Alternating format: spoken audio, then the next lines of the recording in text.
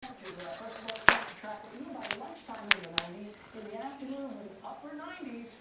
So you can just see it's just going to be on the hot side.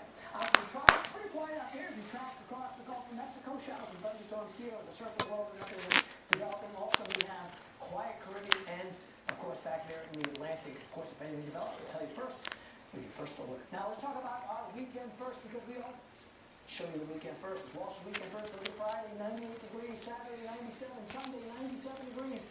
Hot. Only a 20% chance to maybe a 30% chance by Sunday. Bottom line, over the next couple of days, pretty hot, dangerous heat. We'll certainly keep you posted. What about that drive home right now? Let's check it out. It's first alert traffic. And we've got Sergey Galindo standing by with the big board. Hey there, Sergey. Hey, Bill. Yeah, we are watching some problems out there. Lots of slow and stop-and-go traffic. You can see that on US 17 over the Georgetown bridges. Still seeing some congestion because of a wreck there earlier. Right now, live look on I-526 eastbound. No problems to report there, but we are watching an accident. You can see on I-26 westbound at exit 211 Aviation Avenue. As we expand that view out a bit, you can see some reduced speeds on I-26 westbound. 16 miles per hour, I-526 westbound. Speeds there reduced to about 14. Here's a look at your drive times. Eastbound, not bad at all, but check out the westbound direction, Mount Pleasant to West Ashley. Almost 40 minutes for your commute. I-26 eastbound looking pretty good at 19, westbound at 31 minutes. And your Highway 17 drive times northbound from West Ashley to Mount Pleasant at 27 minutes. But your southbound from Mount Pleasant to West Ashley a little bit longer, sitting at 35 minutes. That's a look at your first alert traffic. Topping headlines across the state this afternoon, we're learning more details about two men who were shot dead at a bar outside Lake Murray. Here's what we know. Early Sunday morning, Staff Sergeant Charles Judge Jr. and Jonathan Friends were killed when witnesses say they tried to stop Joseph Mills from beating up on a woman. Both men were called heroes. Since the shootings, the owner of the Frayed Knot Bar says he's watched the murders play out several times on his surveillance feed. He says the video shows Joseph Mills beating up a woman when several people tried to stop him. He says Mills began firing shots, and that's when Jonathan Friends and Charles Judge ran toward him, trying to calm him down. Brooks says Mills shot both men and then walked away.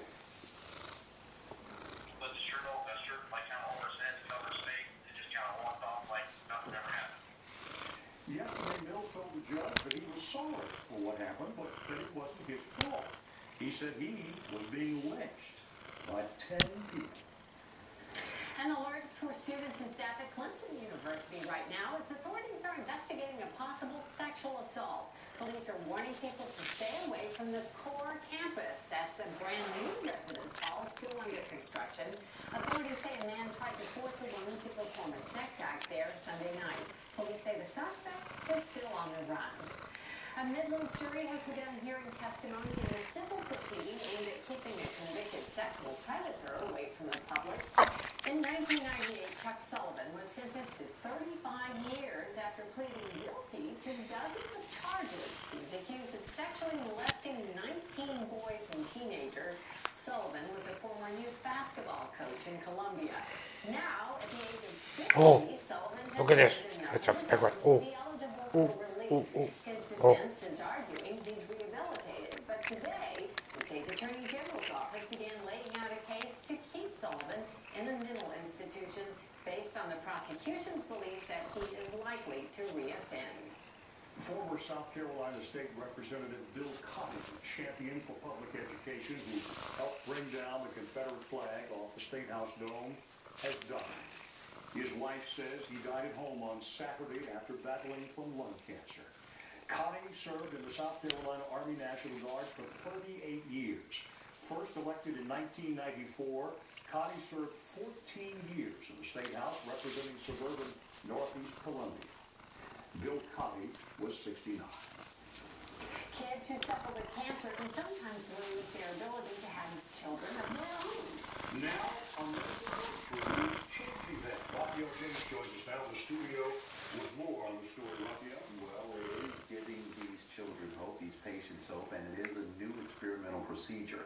Coming up at 5:30, how U.S. doctors are working to preserve fertility Wow. Patients as young as 5 months old. The procedure involves removing patients' ovaries and freezing it, or a similar procedure can be done to preserve sperm in boys. After the break, so far this year,